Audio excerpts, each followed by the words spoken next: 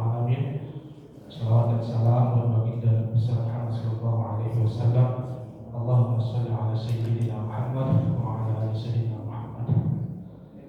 Baiklah Bapak Ibu, pada pagi subuh ini kita akan mendengarkan pencerahan dan sejarah mengulangi sejarah Isra Mi'raj. Semoga ilmu yang akan disampaikan oleh guru kita Ustaz Dr. Amri LCFA dapat kita mengetahui lintas sejarah bagaimana Isra Mi'raj Nabi Muhammad sallallahu alaihi wasallam.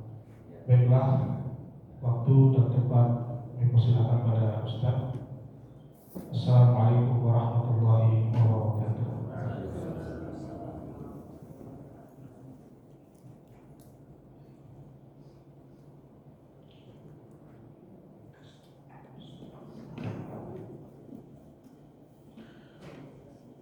Bismillahirrahmanirrahim. Assalamualaikum warahmatullahi wabarakatuh. Alhamdulillahirabbil alamin. Nahmaduhu wa nasta'inuhu wa nastaghfiruhu wa nastahdihi. Wa na'udzu billahi min shururi anfusina wa min sayyiati a'malina. May yahdihillahu fala mudilla lahu wa may yudlil fala hadiya lahu. Asyhadu an la ilaha illallah wahdahu la syarika lahu. وأشهد أن محمدا عبده ورسوله وصفيه من خلقه وحبيبه. اللهم صل وسلم وبارك على سيدنا محمد وعلى آله وصحبه وسلم. سبحانك لا علم لنا إلا ما علمتنا إنك أنت العليم الحكيم. اللهم علمنا ما ينفعنا وانفعنا بما علمتنا وزدنا علما. ربنا إننا آمنا فاغفر لنا ذنوبنا وقنا عذاب النار. ربنا لا تزغ قلوبنا بعد إذ هديتنا وهب لنا من لدنك رحمة إنك أنت الوهاب. أما بعد. Alhamdulillah, segala puji bagi Allah, salawat dan salam senantiasa tercurahkan kepada baginda Rasulullah sallallahu alaihi wasallam, kepada keluarga beliau sekalian, kepada para sahabat, para tabi'in, tabi'in wa man tabi'ahum bi ihsan ila yaumiddin. Alhamdulillah, mari sama-sama kita bersyukur kepada Allah ya atas limpahan rahmat-Nya diberikan kepada kita. Alhamdulillah, Allah berjumpakan kita kembali di subuh yang berbahagia ini di masjid yang kita cintai ini. Alhamdulillah, tahun ini ya Allah izinkan kesempatan untuk bersilaturahim kembali. Alhamdulillah, ini berarti kunjungan kami yang ketiga kali. Alhamdulillah. Mudah-mudahan selalu Allah berjumpakan kita dalam kebaikan, dalam taat kepadanya. Amin ya rabbal alamin. Nah, kami datang alhamdulillah dengan asbab ya adanya program yang dilaksanakan oleh kawan-kawan di tim Formasi 1 ya Forum Masjid Indonesia Bersatu dan juga marbot aplikasi dalam rangka safari dakwah kami di Jakarta, Jawa Barat dan Jogja. Insyaallah hari Rabu besok kami berangkat ke Jogja untuk 3 hari di Jogja insyaallah taala. Jadi Bapak Ibu yang dimuliakan Allah, mari kita sama-sama untuk niatkan i'tikaf dulu di masjid ya. Kita meniatkan nunggu salat syuruk dan juga kita meniatkan selama kita di masjid adalah untuk menuntut ilmu. Insyaallah banyaknya niat kita ini Allah lipat gandakan pahala sesuai dengan banyaknya niat kebaikan dalam hati kita. Amin ya rabbal alamin. Kita berdoa kepada Allah ya, Allah sampaikan kita pada bulan suci Ramadan ya, yang Rasulullah berdoa, Allahumma barik lana fi Rajab wa Sya'ban wa balighna Ramadan. Jadi nanti saya akan berbicara tentang sebagaimana tema yang diberikan oleh panitia masjid, yaitu tentang Isra Mi'raj. Nanti sedikit bagian akhir saya akan bicara sedikit tentang persiapan bulan suci Ramadan, dan nanti boleh ditanyakan diskusi ataupun pertanyaan nanti lebih lanjut hal yang perlu diketahui hukum-hukum tentang bulan suci Ramadan insyaallah taala. Bapak Ibu yang dimuliakan Allah, saya mulai dengan kita mengkaji tentang Isra Mi'raj dan hubungannya dalam kehidupan kita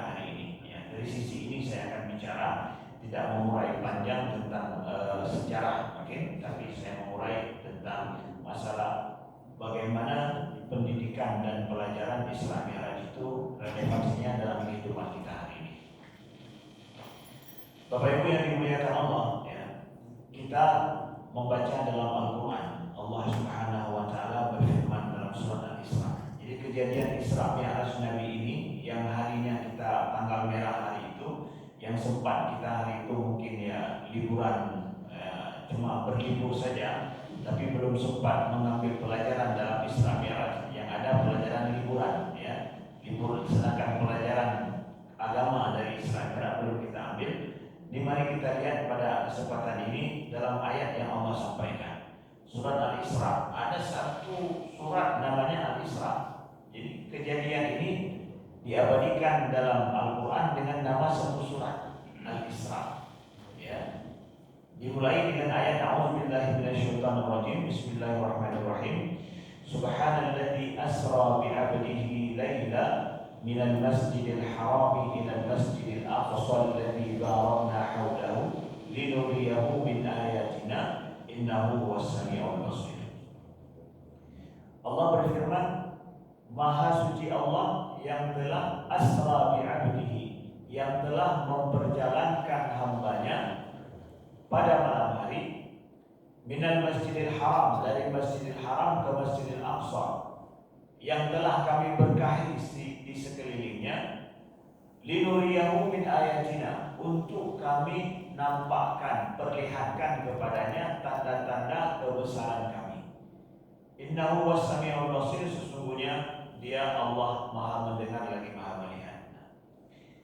Bapak Ibu yang dimuliakan Allah, Allah memulai dengan firman-Nya dengan subhanalladzi, subhana. Jadi kata subhana ini adalah pujian Allah terhadap dirinya sendiri, ya. Jadi Maha suci Allah dari segala hal yang tidak pantas, ya. Dari segala hal yang orang menyangka hal-hal yang tidak pantas bagi Allah Subhanahu wa taala. Allah menyampaikan asra bi'abdi, yang telah memperjalankan hambanya. Jadi kalau orang menyangka bahwa Nabi Muhammad berjalan ataupun pergi ke Masjidil Aqsa di malam hari, kemudian naik ke langit di malam hari, itu jangan percaya. Loh, kok tidak percaya Ustaz? Bukan Nabi yang pergi sendiri, tapi Allah sampaikan Allah yang memperjalankan beliau, bukan beliau yang jalan sendiri. Jadi kalau dibilang Nabi Muhammad naik ke langit, enggak, dibawa naik ke langit oleh Allah. Ya. Persis seperti, ya, kasih contoh, misalkan ada seorang anak kecil, ya, umurnya baru 2 tahun, itu udah mendaki gunung apa yang paling tinggi, Gunung Bromo, gunung apa, ya. Udah pergi, nggak mungkin, baru 2 tahun masa sanggup mendaki. Tapi kalau dibilang dibawa mendaki, nah itu lain. Kalau dikatanya dibawa mendaki gunung, nah itu walaupun umur 1 bulan pun bisa, ya, karena dibawa sama ayahnya, ya. Tapi kalau dia pergi sendiri, tapi mikir. Nah, maka Rasulullah SAW Allah sampaikan bahwa Nabi itu dibawa oleh Allah dalam perjalanan malam dari Masjidil Haram ke Masjidil Aqsa sampai ke Sidratul Muntaha. Jadi nggak perlu heran, karena yang membawanya siapa? Allah. Gimana caranya? Nggak perlu dipertanyakan lagi. Allah Maha Kuasa, dalam 1 malam langsung bisa pulang pergi. Ya, dengan kekuasaan Allah, bukan dengan kekuasaan Nabi Muhammad.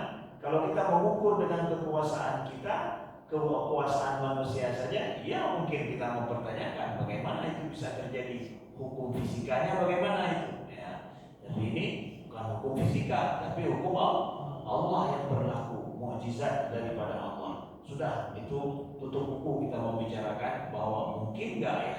Nah, persis seperti yang tadi kami sampaikan contohnya. Nah, kemudian Allah sampaikan dalam ayat ini abdihi, kata para ulama tafsir bahwa abdihi abdun ini menunjukkan pada 2 hal.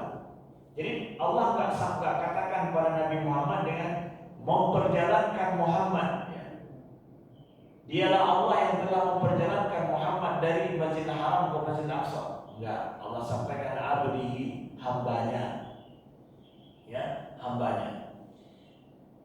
Nabi Muhammad diperjalankan ini di malam hari Isra Mi'raj itu adalah sebuah kemuliaan bagi beliau Bapak Ibu. Ya, kalau kita misalkan ada kondisi kita kerja di sebuah perusahaan, kemudian perusahaan memilih kita untuk membawa ke luar negeri, ya, untuk melihat yang tidak pernah kita lihat, merasakan sesuatu yang tidak pernah kita rasakan.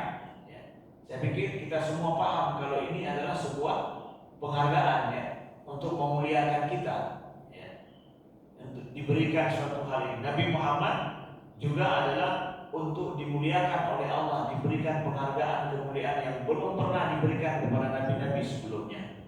Ya, Allah jelas sampaikan untuk kami perlihatkan kepadanya ayat-ayat kami, ya, tanda-tanda kekuasaan kami. Kita saja di bumi ini pergi jauh-jauh, pergi ke tempat yang indah di luar negeri yang nggak ada di Indonesia, untuk melihat kekuasaan Allah juga, kan? Tanda-tanda kekuasaan Allah di alam contohnya misalkan. Nah, tapi Allah mengatakan hambanya, bukan Muhammad. Kenapa demikian? Dua hal. Yang pertama adalah hamba itu menunjukkan kepada jasad dan ruh, ya, bahwa perjalanan ini bukan mimpi ini, ya, bukan mimpi. Kalau mimpi mungkin semua orang bisa mengatakan saya ke langit semalam, lihat ini, lihat itu, mimpi. Kita pun bisa, ya. Itu.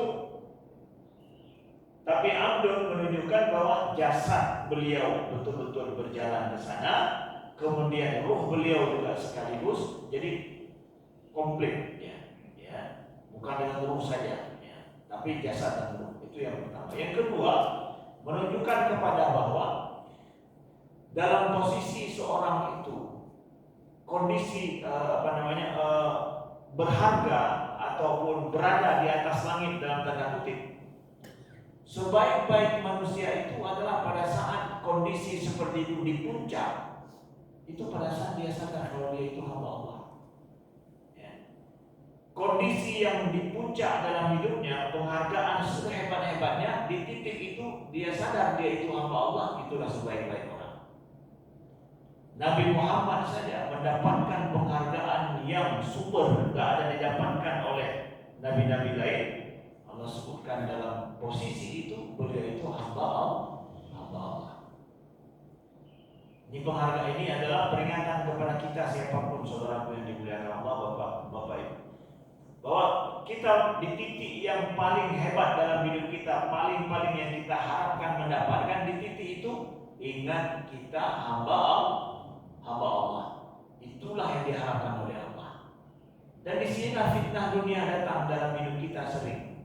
Pada saat kita mendapatkan apa yang kita harapkan, apa yang kita inginkan, bahkan di luar daripada keinginan kita lupa kalau kita ini hamba Allah. Karena sedang berada di atas angin, sedang berada di atas awan, sedang berada di langit dalam tanda kutip, ya. Kan sering begitu, ya. Orang kehilangan marwah dirinya, kehilangan jati dirinya, nggak tahu lagi siapa dirinya. Atau bahasa kita katakan nggak tahu diri lagi, ya. Nggak tahu diri, udah nggak tahu diri lagi. Itu fitnah besar dalam hidup. Maka Allah sampaikan kepada nabinya bahwa dalam posisi kemuliaan yang sangat hebat diberikan kepada Nabi itu adalah hambanya, ya. Pengakuan kita hamba Allah dalam kondisi seperti itu luar biasa. Berbeda dengan pada saat kita mengakui diri kita sedang hina hidup ini, aku hambamu ya Allah, ya, sedang hina-hinanya merasa dalam kondisi yang terpuruk hidup kita, mengakui hamba Allah baik, bagus. Tapi mengakui hamba Allah dalam kondisi yang super, ini ya, titik ini yang paling luar biasa. Nah, ini diajarkan dalam keimanan kita dalam masalah Isra dan Mi'raj, kata para ulama, ya. Nabinya saja disebut dengan hamba.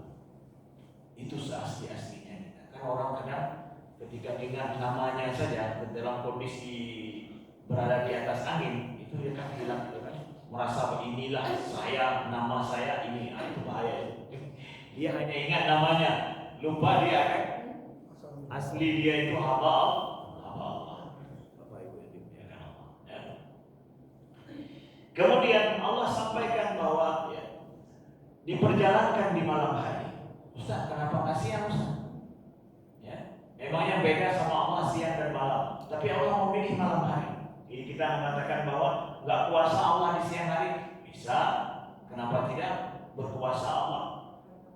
Kenapa malam hari? Nah, malam hari di sini menunjukkan bahwa ya Allah telah menentukan di malam hari. Tapi ada hikmahnya bahwa malam hari itulah malam turunnya rahmat Allah dan ketenangan dalam hidup.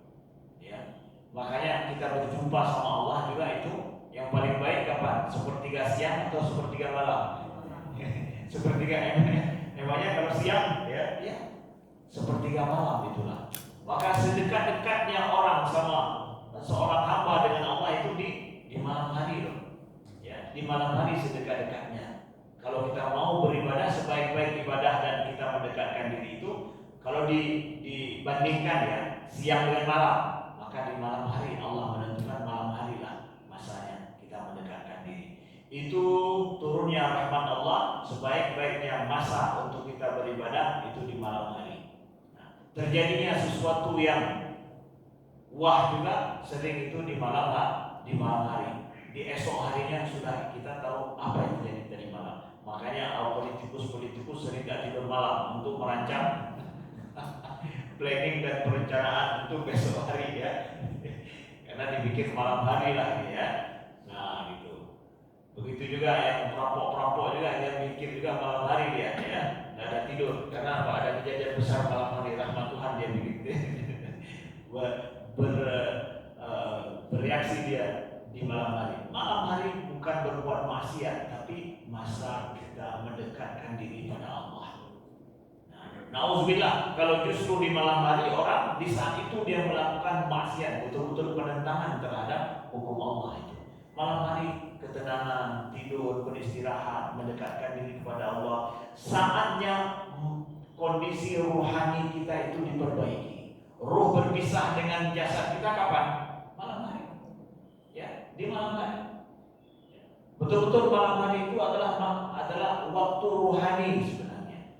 Rohani secara ibadah kita atau rohani untuk istirahat juga. Saat di jasad kita ini diperbaharui, ruh kita diperbaharui. Yang capek di siang hari, malam hari, pas kita bangun seperti saat ini, Bapak Ibu semua kita merasakan mulai segar kembali sedia kala. Capek yang dari kemarin pagi sampai sore, kemana dia? Wallahu a'lam. Kalau seandainya Allah takdirkan capek itu nggak hilang pada tubuh kita di pagi hari ini, nggak tahu kita apa yang terjadi dengan jasad kita. Tapi Allah bersihkan semua, nggak tahu lagi kemana, lelah, capek, bahkan sakit kepala, mual, pusing itu semua sudah hilang, mulai seperti diperbaharui kembali. Maka malam itu sakral. Ya, kata para ulama. Kemudian dari Masjidil Haram ke Masjidil Aqsa. Kenapa relasinya Masjidil Haram ke Masjidil Aqsa? Udah kita nggak bisa mempertanyakan kenapa Allah telah memilih tempat itu menjadi masra Nabi Muhammad, tempat Isra'nya Nabi Muhammad. Ya. Tapi hikmahnya yang kita ambil, ya, bahwa Allah telah memilih ya, Masjidil Haram dengan Masjidil Aqsa itu adalah kesuciannya itu sama.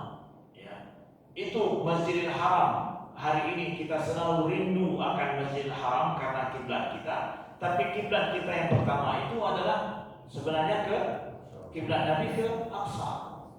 Aqsa kiblat yang pertama. Kemudian kiblat kita ke Masjidil Haram. Secara kesuciannya sama. Bukan berarti karena ini sudah dialihkan maka sucinya berbeda. Ya, udah di sana udah nggak suci lagi. Enggak. Makanya hikmahnya hari ini kita dapatkan bahwa hubungan Masjidil Haram ke Masjidil Aqsa itu tidak bisa dipisahkan. Hari ini kita paham betul. Ya. Apa yang terjadi di Masjidil Haram? Kalau seandainya Masjidil Haram dikuasai oleh orang non-Muslim, bagaimana perasaan kita kira-kira? Ini Masjidil Haram nih, nggak bisa umrah, nggak bisa haji. Kenapa? Itu dikuasai sama orang kafir, orang non-Muslim, atau dikuasai oleh musuh, sehingga kita nggak bisa ke Masjidil Haram ke Masjidil Aqsa. Bagaimana perasaan kita orang Indonesia? Begitu pula sebenarnya perasaan kita kalau seandainya Masjidil Aqsa dikuasai oleh orang lain. Tidak ada hak bagi orang Muslim untuk di situ. Sama itu, tidak ada bedanya.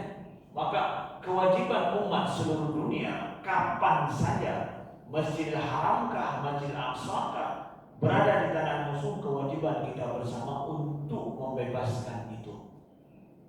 Sama itu, Allah samakan itu dalam ayat ini ya. Masjidil Haram benar terkoneksi kedua itu dan masalah Nabi Muhammad SAW. Bahkan Nabi Muhammad menjadi imam dalam masjid, dalam peristiwa Isra Mi'raj itu, imam para nabi-nabi semuanya di Masjid Aqsa, bukan di Masjidil Haram, di Masjid Aqsa. Beliau menjadi imam terhadap seluruh para nabi-nabi. Nah, jadi kewajiban kita, Masjidil Haram, Masjid Aqsa dulu ketika dibebaskan 2 kali ya dalam sejarah, terbebaskan sejak dalam sejarah Islam. Yang pertama adalah pada saat Umar bin Khattab berkuasa. Itu Masjidil Haram dikuasai oleh orang Romawi, ya, orang Romawi.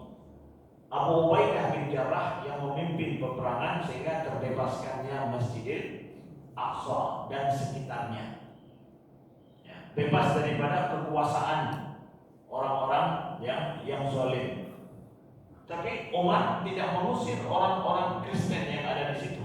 Sampai hari ini masih ada orang Kristen Ortodoks di situ, tetap ada sampai hari ini. Tidak diusir pada dalam kekuasaan Islam, tidak. Nggak ada mengatakan kalian tinggal di sini, nggak ada hak kalian tinggal di sini, di daerah suci kami. Tidak, tetap tinggal di situ. Nah, sedangkan orang Yahudi hari ini apa yang terjadi dengan mereka? Ya. Kemudian yang kedua kali pada masa Salahuddin Al-Ayyubi dikuasai oleh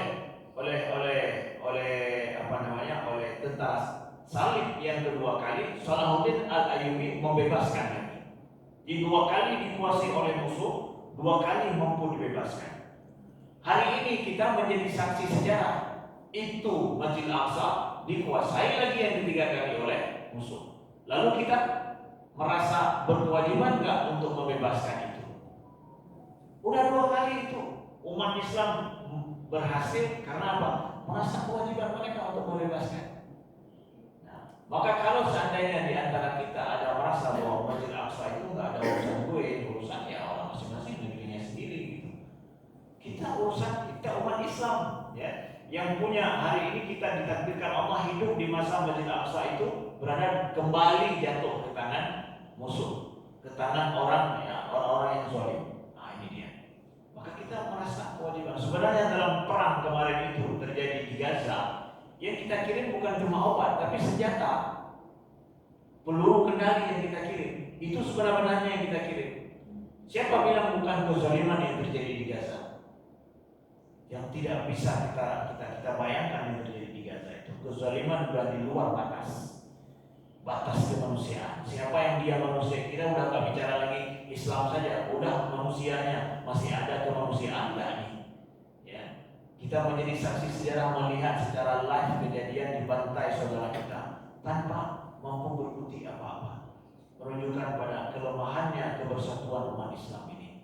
Makanya Salahuddin Al-Ayyubi dulu sebelum beliau membebaskan Masjidil Aqsa itu, beliau mampu untuk menyatukan semua duailan raja-raja kecil, sultan-sultan yang berkuasa di Jazirah Arab dan yang lainnya disatukan dulu, ya. Ditaklukkan, disatukan, mereka sudah sepakat semua, ayo. Hari ini kejadian di Gaza, di Palestina, saudara kita sekarang udah berhenti sebentar perang di Gaza, udah mulai mereka membom di Tifah, Garbiyah, di bagian West Bank-nya. Nggak berhenti mereka melakukan yang seperti itu. Memang betul-betul itu mereka orang Zionis laknatullah alaihim.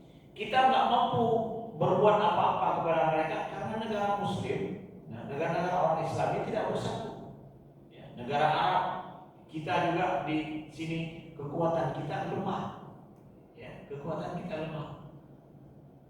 Nah, ini adalah salah satu daripada perhatian yang harus kita sampaikan bahwa bagaimanapun kita lemah, kita memiliki kewajiban untuk membebaskan Al-Aqsa ya, dengan segala kekuatan yang kita miliki. Doa kita sumbangan kita, ya yang nanti kalau seandainya ini sudah bisa kita dengan mudah memang membawa bantuan ke sana, kita berkewajiban untuk membangun Aqsa dan juga Gaza berkewajiban. Kalau dibilang bahwa nih untuk orang Bunjil Indah ada 3 apartemen nih, bangun untuk saudara kita. Nih, kita nggak bisa mengatakan apa urusan saya. Enggak, kita berkewajiban atas itu. Kalau misalkan, begitulah kewajiban kita. Ustaz, sebenarnya yang terjadi itu sedikit saya sampaikan. Jadi, bagaimana kita menyikapi peristiwa yang terjadi sekarang di Palestina? Bagaimana kita menyikapinya?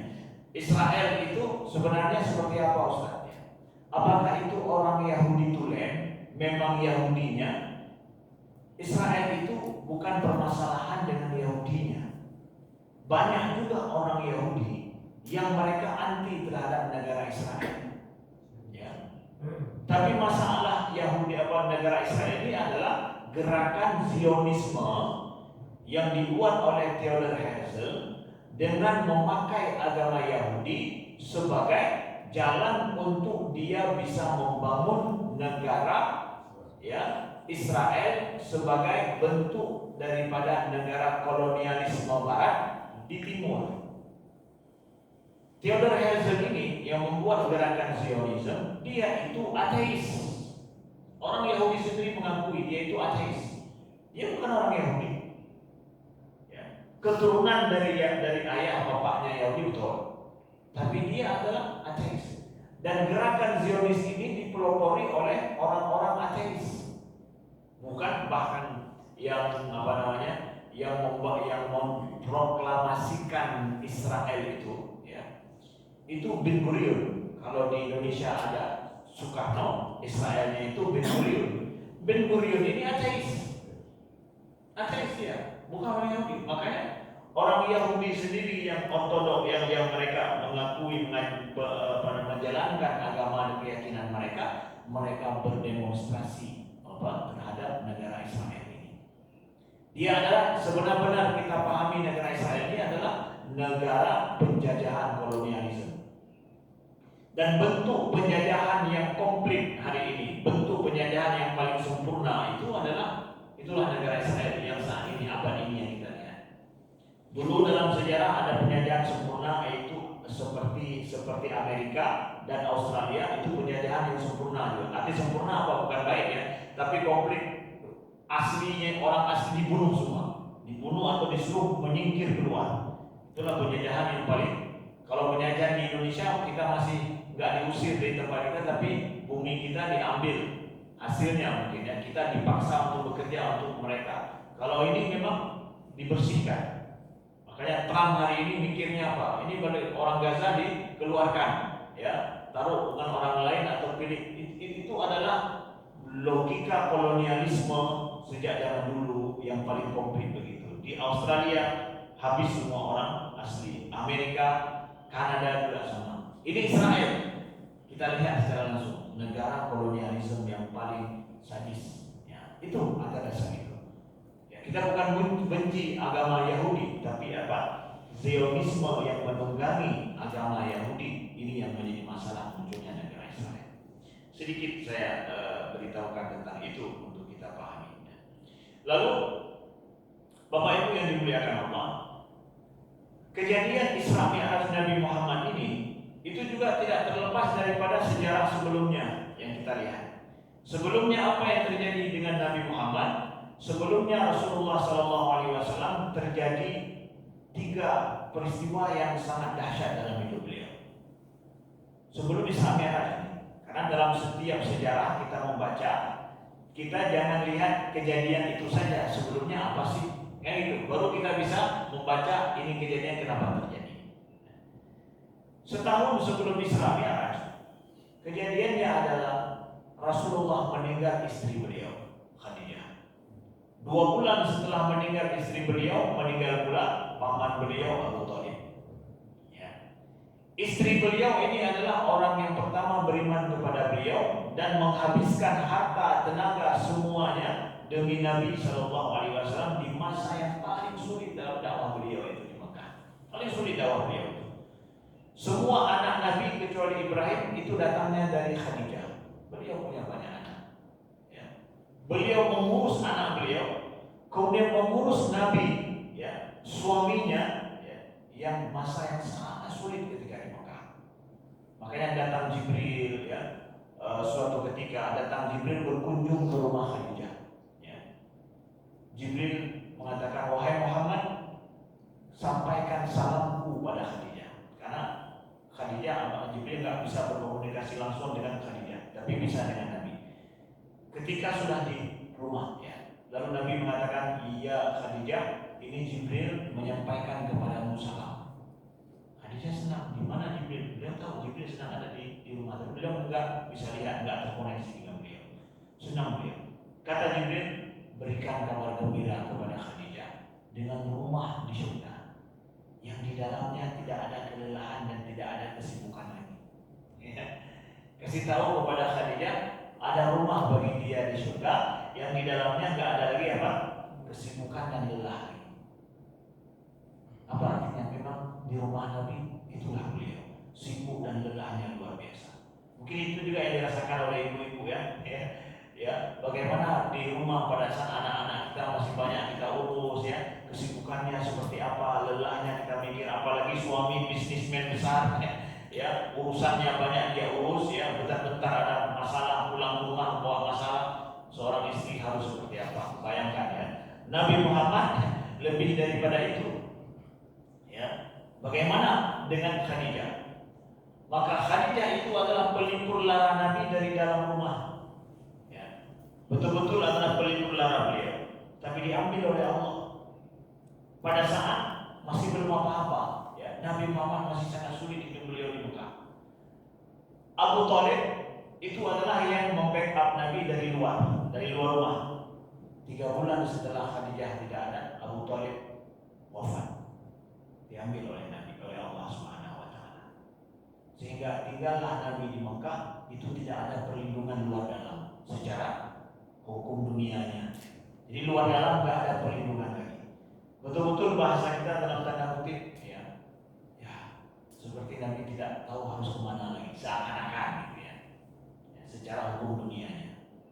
Maka Nabi pun berangkat hijrah ke Taif. Nah, hijrah Nabi pertama keluar dari Mekah sejak berdakwah itulah ke Taif. Nggak ada perlindungan lagi di Mekah. Abu Thalib sudah yang membackup secara politis dan yang lain itu sudah tidak ada lagi. Sahabat-sahabat beliau juga di Mekah nggak mampu membackup Nabi. Mereka ingin membunuh Nabi. Nabi keluar ke Taif. Ke Taif juga tidak diterima. Hari itu Nabi keluar masuk ke Taif, harus keluar lagi dilempar batu. Sampai akhirnya Rasulullah mengadu kepada Allah Subhanahu wa Ta'ala ketika pulang dari Taif.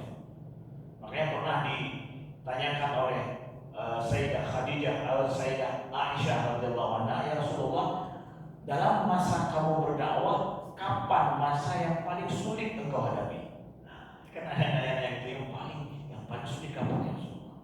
Saat ngobrol-ngobrol berdua, ya, seorang suami istri, ya, ngobrol. Ya. Nabi mengatakan yang paling sulit masa itu adalah saat aku pulang dari Taif, keluar terusir dari Taif. Beliau keluar dari Mekah, kita tahu bagaimana perasaan beliau kehilangan 2 orang itu. Harus keluar dalam kondisi tidak ada yang menjamin beliau di Mekah. Ternyata di Taif pula ditolak. Itu sudah komplitlah perasaan Nabi itu. Di saat keluar dari Taif lah Nabi mengadu kepada Allah. Ila man takiluni, ila ba'idin yatajahamuni, am ila qaribin malaktahu amri. Ya Allah, kemana engkau akan membawa aku, ya Allah? Kemana engkau akan bawa aku? Apakah engkau engkau serahkanku kepada orang yang jauh itu yang melempariku dan mengusirku, atau orang dekat mereka yang membenciku? Ya. Nabi tidak tahu orang jauh ternyata musir, orang dekat nggak mau terima. Ya Allah, kemana aku akan engkau bawa? Mengadu Nabi di sini kepada Allah Subhanahu. Zaid bin Sabit yang pada saat itu membersamai Nabi, ya, menangis. Ya. Beliau melihat menangis Rasulullah, kemana kita akan pergi? Ya. Nggak tahu Nabi bilang kepada Zaid, wahai Zaid, kamu jangan bersedih. Allah akan bantu nabinya. Allah akan bantu nabinya. Itu ngomong dengan Zaid. Ya. Ketika ngomong sama Allah, ya Allah, kemana ini? Kemana ya Allah ya? Kata para ulama, ini hikmah dalam kehidupan paling besar apa? Kalau kita dalam titik merasa sangat rapuh, jangan pernah ngadu sama manusia, jangan. Kalau sama manusia kita bilang tenang, ada cara. Padahal nggak ada cara sedikit pun, nggak tahu lagi caranya apa nih ya. Ngadunya sama Allah aja gitu. Ya Allah, nggak ada cara lagi ya Allah. Habis sudah modal ya Allah. Habis sudah nggak tahu saya harus kemana lagi. Tapi kalau sama orang, oh ada banyak, tenang aja ya. Masih banyak caranya. Sebelum bumi ini kiamat banyak caranya. Nah gitu ya. Rapuh kita hanya sama Allah. Hanya sama Allah. Ngadu habis-habisan sama Allah. Sama manusia jangan. Apalagi sama lawan ya. Jangan kasih tahu lawan jangan kasih tahu kondisi kita. Ya, tetap tegar. Ya. Rapuh kita hanya sama Allah. Ngadu sama Allah. Nah, ya. Dalam peristiwa seperti inilah Rasulullah dibawa Isra dan Mi'raj. Nah, kemuliaan besar beliau dapatkan dalam rentetan yang sangat sulit sebelumnya dihadapi oleh beliau. Jangan kita hanya melihat Nabi, wah hebatnya Nabi Muhammad yang dibawa ke langit, tapi kita lupa tuh sebelumnya beliau seperti apa kejadian dengan beliau. Ya. Nah, kalau nabinya saja seperti ini, ya kita juga dalam hidup dunia ini ya juga seperti itu. Kalau adalah titik di atas angin kita untuk dapat itu, ya harus ada sebelumnya lewati dulu yang model-model siap yang seperti itu. Ya. Kondisi yang sulit mungkin dalam hidup. Bersabar, bertawakal kepada Allah. Nah, Bapak Ibu yang dimuliakan Allah ya. Kemudian kita lihat ya, di dalam Isra Mi'raj Nabi Shallallahu Alaihi Wasallam itu ya, ada pelajaran yang berharga yang sedikit terakhir saya sampaikan ya, sebelum kita sedikit bicara masalah puasa, bahwa Rasulullah sudah sampai ke langit itu. Hebatnya kata para ulama, bukan sampai ke Sidratul Muntaha saja, tapi beliau itu mau balik lagi ke bumi. Nah, itu hebatnya Nabi. Udah sampai ke Sidratul Muntaha, tapi mau dibawa turun ke bumi. Saya pernah sering mengatakan bahwa demi Allah, kalau saya dibawa ke langit sama Allah, saya nggak mau turun lagi. Saya mau ya Allah biar di sini aja, jangan lagi, udah selesai ya Allah, udah cukup, jangan lagi bawa aku turun ya. Tapi hebatnya Nabi Muhammad siap turun lagi ke bumi. Nah, perjuangan beliau setelah Isra Mi'raj lebih dahsyat lagi dari sebelum Isra Mi'raj. Perangkat hijrah semua ya, membuat negara terus sampai akhirnya beliau sukses. Tapi dalam hidup manusia yang mereka nggak sesuai dengan sunnatullah, setelah di atas angin, setelah itu apa? Bukannya tambah sukses dalam hidupnya di dunia, semakin. Jadi kita dapat penghargaan hidup itu sementara.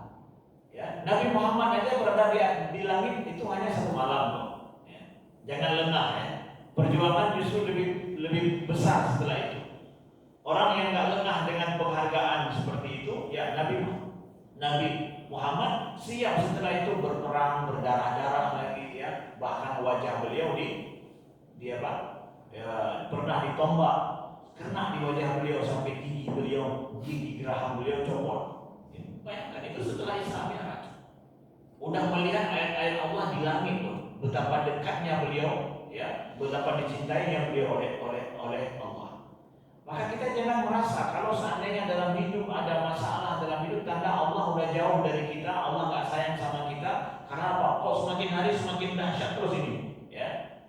Kewajiban, kesusahan, kepayahan hidup semakin berat kok nih.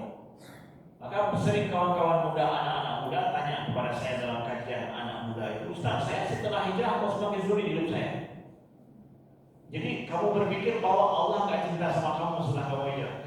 Nabinya setelah hijrah lebih sulit hidupnya gak? Lebih sulit lagi perjuangan beliau setelah hijrah. Tapi bukan berarti nabinya tidak cinta sama Allah, gak cinta sama nabinya. Beliau, kita mungkin dalam hidup boleh terusir di bumi, tapi jangan terusir di langit. Mungkin Nabi terusir sebelum hijrah itu terusir di bumi ya, tapi di langit diterima. Kita jangan sampai apa namanya? Mungkin boleh jadi kita terusir di bumi, nggak ada orang yang kenal kita, nggak ada yang mau sama kita, tapi kita dikenal di langit, kita ditunggu-tunggu di langit, boleh. Ya, Nabi-nya juga seperti itu dalam hidup beliau. Bapak Ibu yang dimuliakan Allah. Ya. Ini sedikit pelajaran, poin-poin dalam kehidupan kita itu terjadi dengan Nabi Muhammad SAW. Nggak ada identik bahwa kalau musibah, nauzubillah, kesusahan hidup itu berbanding lurus dengan cinta tidaknya kita Allah sama kita. Enggak. Ya. Semakin pelik hidup tandanya Allah akan menjauhi kita. Enggak. Nabi Muhammad merasakan hal yang sama. Beliau adalah hamba pilihan Allah. Tapi ujian dalam hidup beliau besar. Walaupun sudah mendapatkan penghargaan langsung, udah jumpa presiden, jangan pikir bahwa kita nggak akan ada masalah lagi setelah itu jumpa presiden. Ya, kalau sebenarnya dekat dengan Allah bukan berarti bahwa kita nggak ada dapat lagi musibah setelah itu. Allah tetap mencintai kita. Yang penting tawakal kita penuh kepada Allah, berpasrah diri penuh kepada Allah Subhanahu wa taala. Itu sedikit beberapa poin yang saya sampaikan berkaitan dengan Isra dan Mi'raj ya. Sedikit ya, 10 menit saya bicara tentang ya persiapan kita menuju kepada Ramadan. Bapak Ibu yang dimuliakan Allah, nah ini sebentar lagi kita sudah malam nisfu Sya'ban. Kalau nggak salah Kamis malam atau malam Kamis ya? Malam Jumat ya? Ya. Malam Jumat ya. Kita masuk malam nisfu Sya'ban. Artinya bahwa masuk pada malam ya setengah bulan Sya'ban. Rasulullah SAW disebutkan oleh para sahabat, pernah Usamah bertanya kepada Nabi, ya Rasulullah, lam araka tasumu min Sya'ban min syuhur kama tasumu fi Sya'ban. Ya Rasulullah, saya tidak melihat engkau banyak puasa seperti engkau berpuasa di bulan Sya'ban. Kenapa ya Rasulullah? Kata Nabi bahwa itulah bulan yang banyak orang lalai, lengah antara bulan Rajab dengan bulan Ramadan. Dan juga kata Nabi, syahrun turfa'u fil amal. Bulan Sya'ban itu adalah bulan diangkat amalan kita. Ya, bulan Sya'ban diangkat amalan kita kepada Allah Subhanahu wa taala. Dalam riwayat yang lain disebut yang malam nisfu Sya'ban itu, setengah daripada malam nisfu Sya'ban. Makanya kalau orang Aceh, malam nisfu Sya'ban itu ada disebut dengan malam Bara'ah ya. Bara'ah. Jadi ada kenduri juga malam itu. Kenduri artinya bahwa yang memberi makan untuk orang-orang yang membutuhkan, menampakkan sisi kebaikan kita. Ya, orang Aceh suka kenduri, suka kasih makan ya. Pak Selvi ya.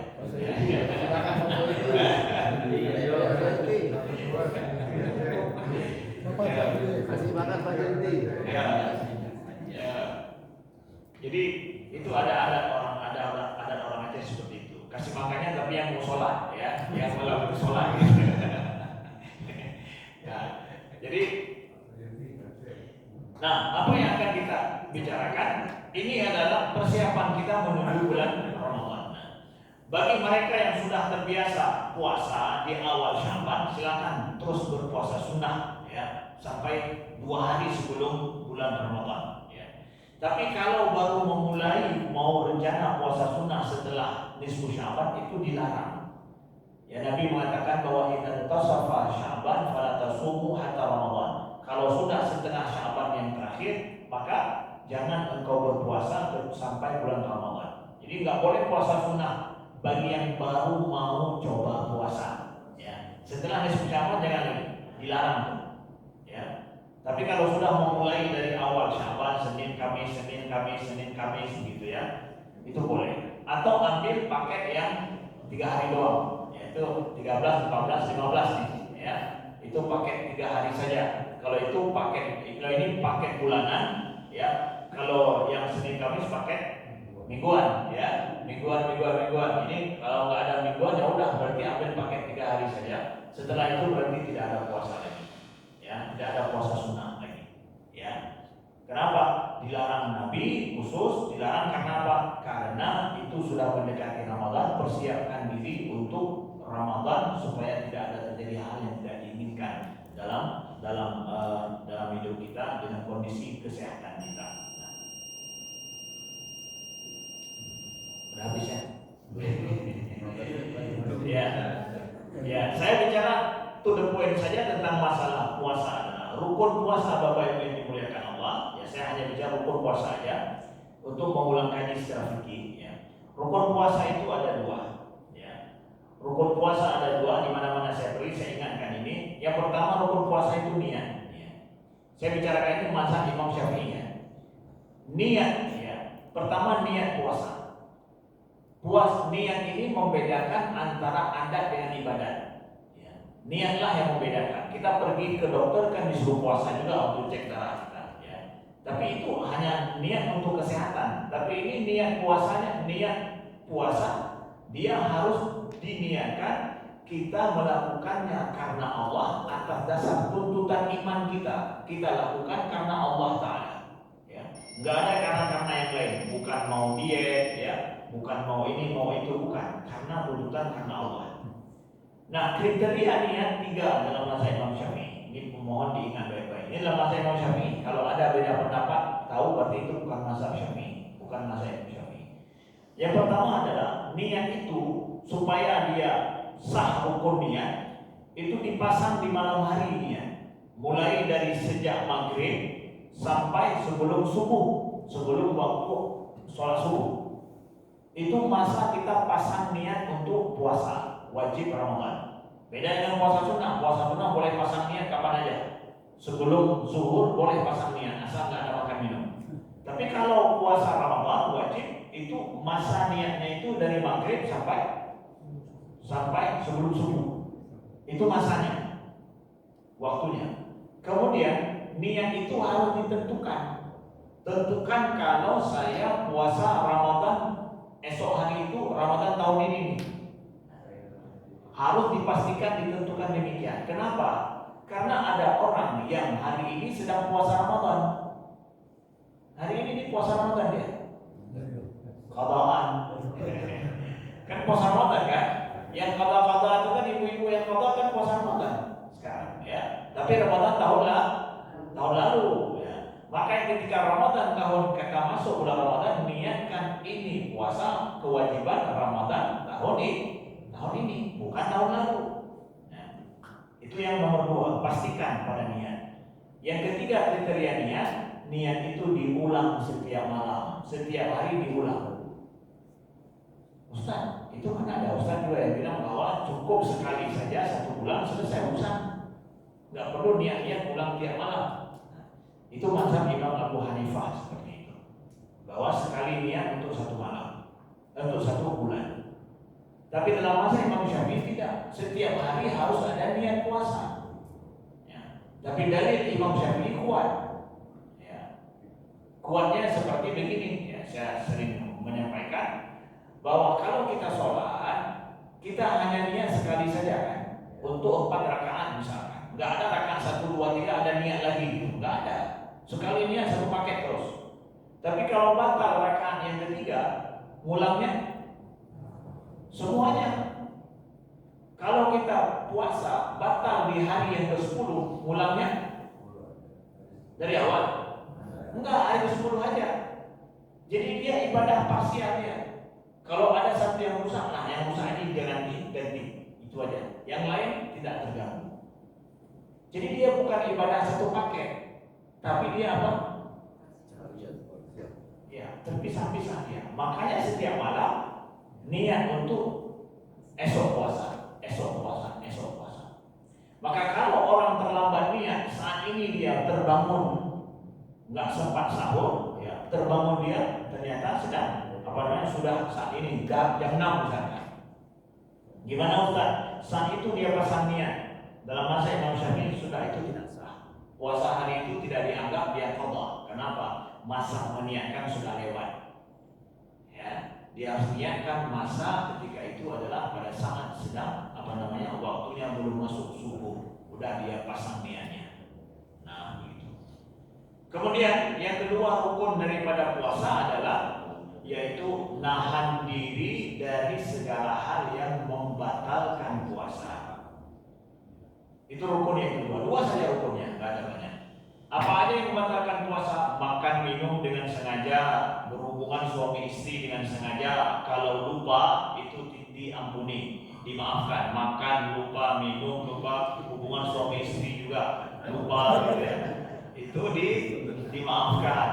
Ya. Terserah entah betul-betul bisa lupa itu, ya dimaafkan. Tapi secara hukumnya begitu, ya. Nah, di awal-awal hari ya biasa mungkin ya. Nah, jadi nggak ada masalah. Ya. Kemudian yang semakna dengan makan minum, ya, tahan diri dari melakukan hal-hal yang semakna dengan makan minum, kata para ulama. Apa itu semakna dengan makan minum? Memasukkan sesuatu materi atau yang terasa ke dalam rongga tubuh yang terbuka secara normal. Ya. Mana rongga tubuh terbuka secara normal? Yaitu hidung kita ini terbuka secara normal, mulut juga, telinga kita, jalan depan, jalan belakang. Itu adalah rongga tubuh terbuka secara normal. Ya. Memasukkan sesuatu materi yang terasa ke dalam rongga tersebut itu membatalkan puasa.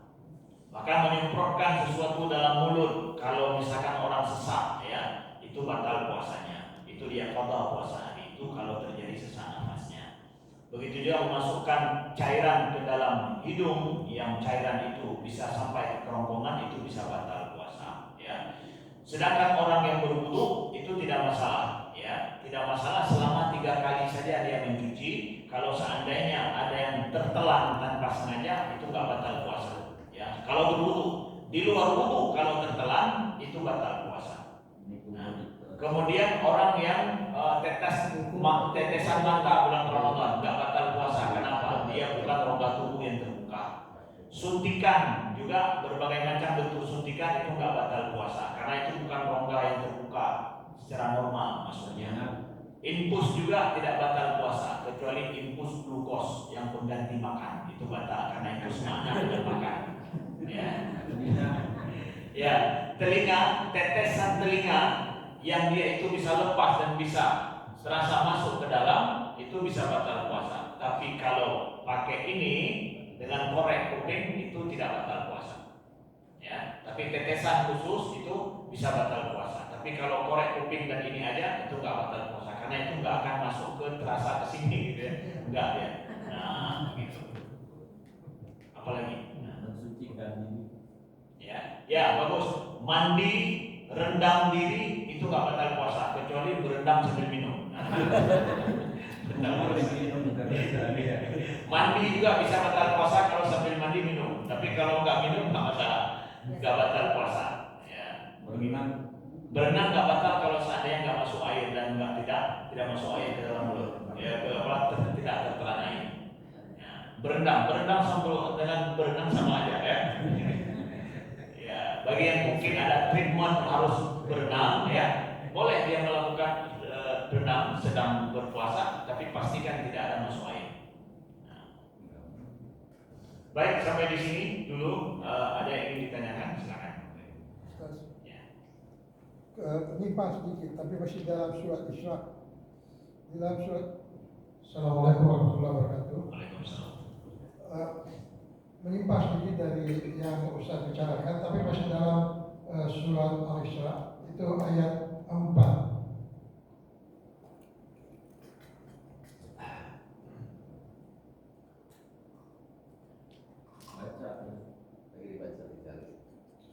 Dan kami tetapkan Bani Israel itu dalam kitab itu, kamu pasti akan berbuat kerusakan di bumi 2 kali, dan pasti kamu akan menyombongkan diri dengan kesombongan yang besar. Ya. Terusnya juga pada ayat kelima, maka apabila datang saat hukuman bagi kejahatan yang pertama dan kedua, kami datangkan kepada hamba-hamba kami dan yang perkasa, lalu mereka merajalela di kampung-kampung, dan itulah ketetapan yang pasti terlaksana. Kejahatan Israel ini apa ya? Dua kejahatan ini. Yang mana yang dimaksud dengan 2 kejahatan? Sekarang Israel sudah tahu sudah 10 kali ini kejahatan. Ya, betul. Ya. La tufsiduna fil ardi marratain. Kalian akan melakukan kerusakan di bumi 2 kali. Kapan 2 kali itu? Kita kalau baca sejarah tafsir para ulama tentang 2 kali itu, setiap para ulama itu beda menentukan 2 kali itu. Ada yang mengatakan sudah terjadi 2 kali. Kalau ulama kontemporer hari ini kalau kita lihat seperti Syekh Sya'rawi mengatakan belum lagi. Yang dua itu belum terjadi. Kalau terjadi yang pertama mungkin sudah terjadi, yang kedua ini belum lagi. Ada yang mengatakan yang keduanya adalah saat ini. Jadi itu fleksibel sekali. Nah, penentuan dua kali itu kita tidak tahu dua kali itu kapan. Sedahsyat-dahsyatnya yang terjadi apakah hari ini yang paling dahsyat atau ada ke depan yang lebih dahsyat daripada itu. Ya, tapi yang pasti kata para ulama dua kali ini adalah kerusakan yang paling besar mereka lakukan. Ya. Nah, jadi tapi ayat ini sudah menyatakan kepada kita bahwa ini orang Bani Israel ini memang kerjaannya merusak di bumi, di mana dia tinggal, dia berpuasa pasti merusak. Itu adalah ayat untuk kita orang Muslim loh. Jangan rencana membuat kerjasama dengan mereka. Itu merusak di muka bumi. Dan kemudian Allah akan menyebutkan dalam ayat setelah itu, kami utus hamba-hamba kami yang punya kekuatan apa? Ba'sun syadid, punya kekuatan besar kan? Ya enggak itu? Ba'sun syadid. Jadi mereka melakukan kerusakan, tapi kemudian kebalikannya Allah akan utus hamba-hambanya yang punya kekuatan syadid. Maka menghadapi orang Israel itu bukan dengan perdamaian, tapi dengan ba'sun syadid. Kita punya kekuatan lebih dari mereka. Tuh baru. Hanya paham power, mereka nggak punya paham lain tuh, nggak ada nego-nego lain, kecuali nego pada secara power kita lebih besar daripada dia, baru.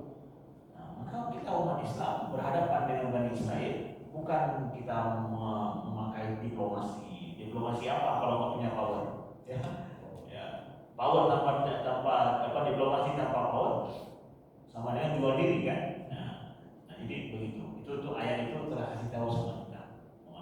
Jadi ya, makanya kalau dengan Israel kita kirim bukan cuma obat tapi apa? Amunisi, senjata, itu kita kirim. Dari Indonesia drone yang terbaru lah gitu. Itu baru mereka paham. Ya. Baik, ada yang lain masalah puasa itu? Mau ditanya? Siapa bulan Ramadan? Ya, baik. Sekian, terima kasih. Aku qouli hadza wa astaghfirullah li wa lakum. Mudah-mudahan Allah berikan izin kita sampai ke bulan suci Ramadan. Amin.